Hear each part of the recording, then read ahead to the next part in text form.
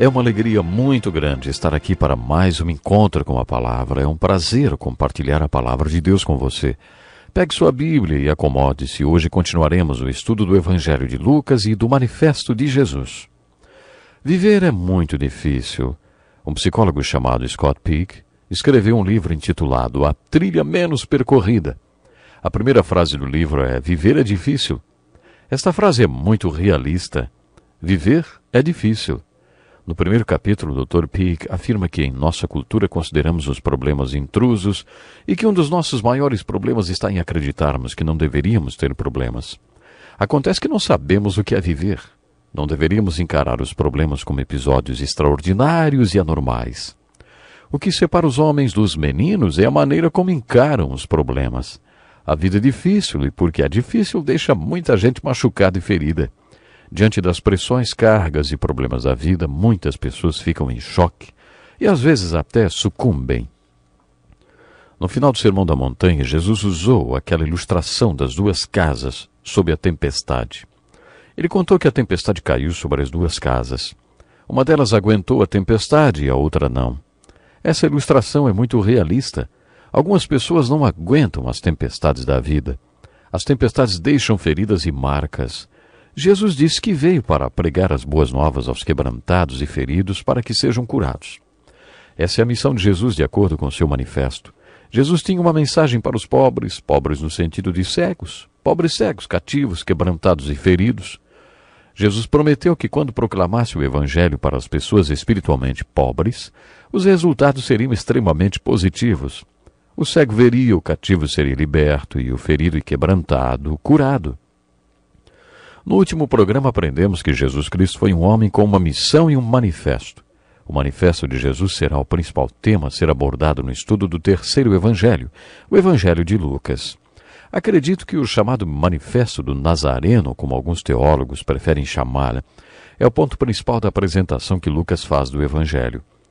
De acordo com Lucas, Jesus tinha um manifesto. Quando Jesus foi para a sinagoga da sua cidade natal, ele anunciou este manifesto. No capítulo 5 de Lucas, lemos sobre um incidente no qual Jesus experimenta o manifesto no início do seu ministério. Jesus estava na região sul de Israel e curou um leproso. Depois partiu para a região norte, a Galileia. A cura desse leproso chamou muita atenção e Jesus disse ao leproso que não contasse a ninguém sobre sua cura. É interessante isso. É interessante notar que Jesus nos disse para anunciarmos o Evangelho a todos, não é? No entanto, quando Jesus pediu que o leproso não contasse a ninguém sobre a cura, ele espalhou para todo mundo.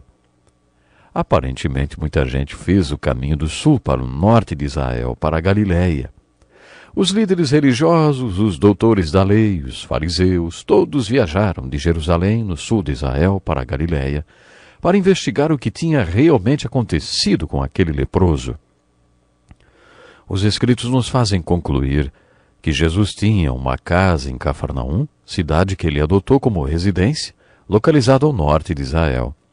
A notícia de que ele estava em sua casa logo se espalhou e aquela vila foi invadida por uma multidão. Jesus estava em casa ensinando, pregando e curando. Havia 4 homens que tinham um amigo paralítico numa maca.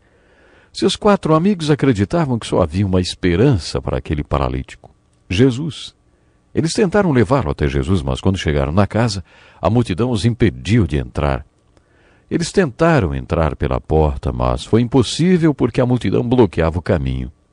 Tentaram pela janela, mas também não conseguiram. Então, tentaram pelo telhado, a única alternativa disponível. Até hoje, na Terra Santa, as casas possuem escadas do lado de fora que levam ao telhado. Aqueles homens literalmente quebraram o telhado e entraram. Tente imaginar a cena. Jesus ensinando e começando a cair algumas coisas do teto e de repente forma-se um buraco no telhado. Daí então um homem em uma maca começa a ser baixado bem na frente de Jesus. Muitos podem achar que Jesus não deveria ser interrompido nunca. Muitos pregadores e professores não gostam de ser interrompidos quando estão falando. Mas Jesus não considerou aquilo uma interrupção, e sim uma oportunidade. Ele dirigiu toda a reunião para aquele homem na maca e disse: Homem, os seus pecados estão perdoados. Quando Jesus falou isso, os doutores da lei que tinham vindo de Jerusalém ficaram ofendidos. Eles pensaram com eles mesmos: quem é esse que blasfema? Quem pode perdoar pecados a não ser Deus? Jesus não discutiu isso. Quem é que pode perdoar pecados? Jesus concordou com os líderes religiosos que só Deus pode perdoar pecados. Jesus transformou aquela interrupção numa oportunidade para provar a sua deidade e sua autoridade para colocar o seu manifesto em prática. Jesus sabia o que aqueles doutores da lei estavam pensando. Ah, você disse ao homem que os pecados dele estão perdoados. Muito bem, ele vai acreditar. Como você vai provar para ele que os pecados foram realmente perdoados? Sabendo o que eles estavam pensando, Jesus disse: por que vocês estão pensando assim? O que é mais fácil dizer: os seus pecados estão perdoados? Ou levante-se e ande? Tenho certeza que um silêncio mortal caiu naquele lugar. Então Jesus disse: mas para que vocês saibam que o Filho do Homem tem na terra autoridade para perdoar pecados.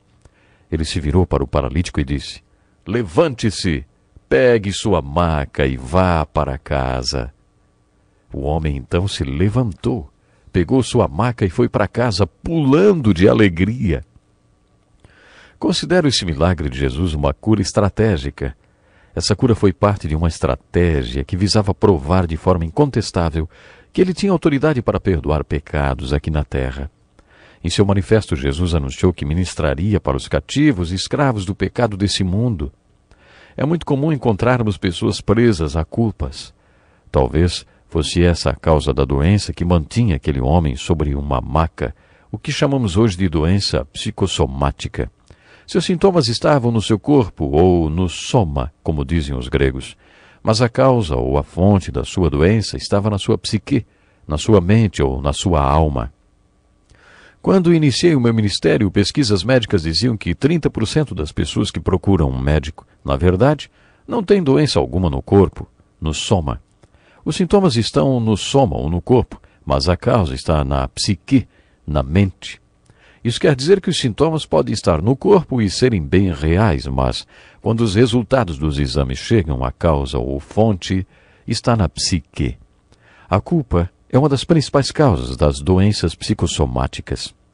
Quando Jesus disse àquele jovem: os seus pecados estão perdoados, ele acabou com o problema de culpa do rapaz. Por isso ele pôde andar. Se é verdade que muita dessa gente cativa, para quem Jesus dirigiu seu ministério, estava presa à culpa, então sua solução, que está no seu evangelho, é: os seus pecados estão perdoados. Como Jesus veio como Cordeiro de Deus que tira o pecado do mundo, ele resolveu o problema de culpa e libertou os cativos, levando a culpa embora. No capítulo 5 do Evangelho de Lucas, Jesus cumpriu seu manifesto. Lendo o Evangelho de Lucas, você observa que Jesus estava sempre cumprindo seu manifesto. Jesus proclamou seu manifesto no capítulo 4, cumpriu seu manifesto no capítulo 5 e praticou seu manifesto em todo o Evangelho de Lucas. Observe no Evangelho de Lucas que o ministério de ensino de Jesus deu visão aos cegos. O seu ministério de ensino foi manifestado através dos seus sermões, parábolas, diálogos, dos seus valores, atitudes, enfim, da sua vida. Tudo que Jesus é, tudo que Jesus faz e tudo que ele diz é parte do seu ministério de ensino e dá visão ao cego. Observe no Evangelho de Lucas que o ministério de Jesus libertou os cativos. Há muitos exemplos disso.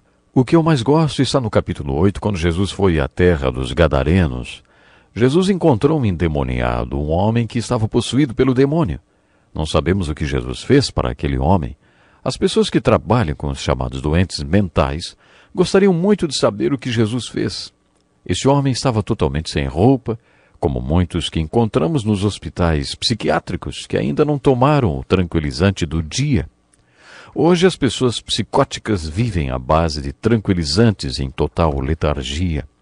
Você já teve oportunidade de observar os pacientes de um hospital psiquiátrico momentos antes de receberem suas doses de tranquilizantes? Eles são exatamente como esse homem descrito no capítulo 8 de Lucas. Depois de algum tempo com Jesus, aquele homem foi visto sentado aos pés dele, vestido e pleno de juízo mental. Se houvesse alguém na sua família com esse tipo de problema, tenho certeza que você daria qualquer coisa para saber o que Jesus fez para curar aquele homem. A história da cura desse gadareno endemoniado é um exemplo marcante do ministério de Jesus. Também gosto muito da história da mulher que andava encurvada havia 18 anos, descrita no capítulo 13 de Lucas. Jesus a curou no sábado. Os líderes religiosos o criticaram por isso. Jesus exclamou: hipócritas!